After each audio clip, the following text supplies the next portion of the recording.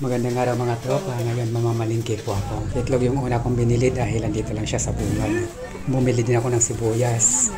Pati mga gulay pansahog sa lulutuin kong bungo. Bumili din ako ng kamatis.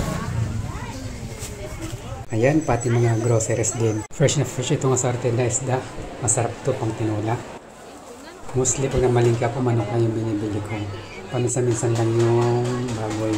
Hanap lang ako ng kikilawin ko yung fresh na isda.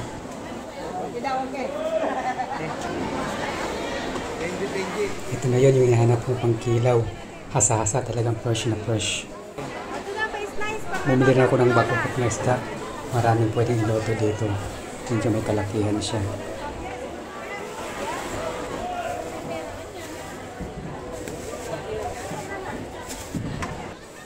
At syempre, yung saging saba, ipapartner ko sa kinilaw. Pati mga tinapay, bumili din ako. Syempre, yung mga candy.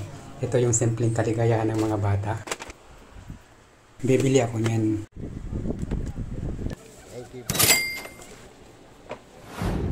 Bumili din ako ng mga frozen goods. Yun no, natapos din mamalingki. Nailod ko na rin sa kulong-kulong ko yung mga pinamalingki ko. Thanks for watching!